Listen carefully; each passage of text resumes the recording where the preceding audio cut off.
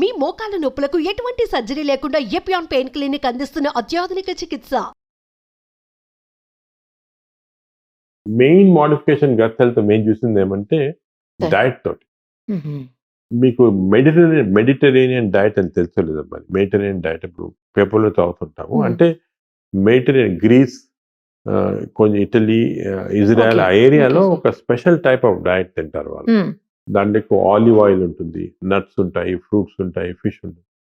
ఈ డైట్ తిన్న వాళ్ళకి మంచి బ్యాక్టీరియా వచ్చి చాలా రోజులు ఆల్మోస్ట్ 90 years 100 years బతుకుతున్నారు వీళ్ళు. ఈ హార్ట్ డిజీజ్ తక్కువ, అన్ని కూడా తక్కువ. ఎందుకు అని చాలా మంది రీసెర్చ్ చేస్తే వీళ్ళలో ఈ డైట్ తిన్న వాళ్ళకి మంచి హెల్తీ బ్యాక్టీరియా వచ్చేస్తా ఉంది. అది చాలా ఇంపార్టెంట్ విషయం. సో ఆ తీసుకొని మేము ఏం చేసామంటే మనం అలా తింటే ఎలా ఉంటుంది మెడిటరేనియన్ డైట్ రీసెర్చ్ చేయాలంటే. కానీ మెడిటరేనియన్ డైట్ మనం తినలేం. ఆలివ్ ఆయిల్, సలాడ్స్ అన్ని మనకు అలవాట్లేదు. సో ఏం చేసామంటే ఇజ్రాయెల్లో ఒక న్యూట్రిషన్ ఇన్స్టిట్యూట్ ఉంది. దాంతో రీసెర్చ్ చేసి ఇండో మెడిటరేనియన్ డైట్ అని తయారు చేసాం. అంటే మనం దోశ, ఇడ్లీ వాళ్ళ దాంతో ఆలివ్ ఆయిల్స్ చేసి ఒక రీసెర్చ్ ప్రాజెక్ట్ మా హాస్పిటల్లోనే డాక్టర్స్ తోటి చేసాం. అంటే ఒక 50 మంది డాక్టర్స్ కి ఈ డైట్ ఇచ్చాము. 50 మంది డాక్టర్స్ మన సౌత్ రెగ్యులర్ డైట్ మాట. మిగతా యాక్టివిటీస్ అంతా సేమ్. 3 months తర్వాత ఈ మెడిటరేనియన్ డైట్ ఇచ్చిన డాక్టర్స్ కి బాగా హెల్త్ ఇంప్రూవ్ అయ్యి వెయిట్ 3 kg తగ్గిపోయారు. అది ఎందుకు జరిగింది అని చూస్తే లోపల బ్యాక్టీరియా చేంజ్ అయిపోయింది, హెల్తీ బ్యాక్టీరియా వచ్చింది. వేరే మామూలు వాళ్ళకి అలాగే ఉంది మాట. సో చాలా నాకు కూడా చాలా ఎంత ఇంప్రెస్ అంటే నేను కూడా డైట్ చేంజ్ మార్చుకున్నాను నేను కూడా. ఎందుకంటే మన డైట్ పైన ఇంత ఇంపార్టెంట్ అంటే డైట్ బ్యాక్టీరియా ఇంపార్టెంట్. బ్యాక్టీరియా అనేది మనం కంట్రోల్ చేయాలంటే మెయిన్గా డైట్ తోటి. ఇంకోటి ఈ బ్యాక్టీరియా ఎలాగొస్తాయంటే మనకి పుట్టుకతో అంటే మామూలుగా మదర్స్కి వజైనల్ డెలివరీ చేసి 6 months దాకా బ్రెస్ట్ ఫీడింగ్ చేసి యాంటీబయాటిక్స్ ఈకపోతే 6 months దాకా చైల్డ్కి హెల్తీ బ్యాక్టీరియా ఉంటాయి. ఆ లైఫ్ అంతా కంటిన్యూ అవుతుంది.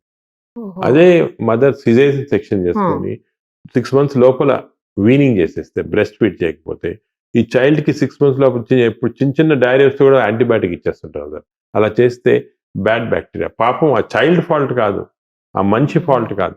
చిన్నప్పుడు ఈ ఐదర్ అన్నెసరీ సిజేరియన్ ఆపరేషన్ అన్నా, లేకపోతే యాంటీబయాటిక్స్ ఇవ్వటం వల్ల కానీ, లేకపోతే బ్రెస్ట్ ఫీడింగ్ చేయటం లేకపోవటం వల్ల కానీ ఈ బ్యాక్టీరియా వచ్చేసాయి. అండ్ లైఫ్ లాంగ్ ఈ బ్యాడ్ బ్యాక్టీరియా ఉంటాయి.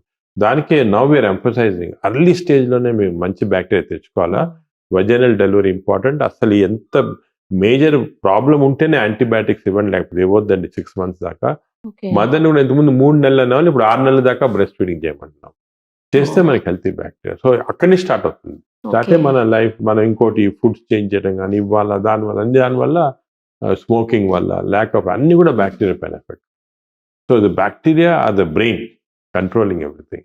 ఇంతకుముందు మనకి ఎప్పుడో పూర్వకాల చరక మెడిసిన్ ఉండే, చరక పుస్తకం. ఆయన చరక పుస్తకంలో రాశాడు, the source of all disease is the gut. అంటే మన కడుపులోనే అన్ని జబ్బులు పుడతాయని రాశాడు. అప్పుడు ఎవరు నమ్మేవాళ్ళు, ఆయన ఎందుకు రాశాడో మరి తెలియదు. అలాగా రాశాడు. అప్పుడు హార్ట్ అటాక్ రావచ్చు అని అందరు అనుకున్నారు. ఇప్పుడు తెచ్చింది మాట బ్యాక్టీరియా. ఇది చాలా నాలెడ్జ్. దీని గురించి every day hundreds of papers publish అవుతున్నాయి.